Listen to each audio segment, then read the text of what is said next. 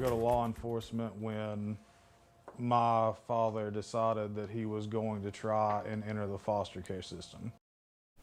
A son says his father, an East Tennessee pastor, raped him. Allegations that investigators looked into and turned over to the assistant district attorney in Claiborne County. Prosecutors charged that pastor with 5 counts of rape. He is still a minister, but the charges were dismissed because they were filed after the statute of limitations expired.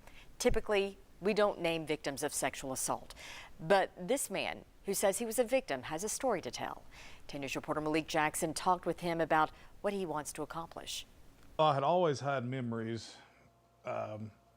I put them off as to just bad notions, bad thoughts. I thought that that was just something to dismiss. You're supposed to protect your children, and God knows I loved them with everything in me, but I had no clue. When he was less than 5 years old, that's when Asher No says it started. There are multiple rapes, constant enough in my childhood that there are enough instances that they almost ran together. He says he was scared to say anything. I assumed they wouldn't believe me.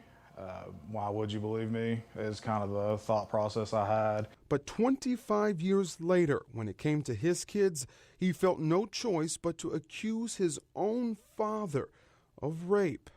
My wife was the first to realize that there were some odd behaviors that my father exhibited towards them. I then took notice. They got worse and worse and more prevalent, and that's kind of where we decided that's kind of where I decided that it was time. He reported the allegations to the Claiborne County Sheriff's Office. Detectives investigated and sent their findings to Graham Wilson, the assistant district attorney. He charged Pastor Frank No with 5 counts of rape. Deputies arrested No in October of 2020. I was shocked that anybody took me seriously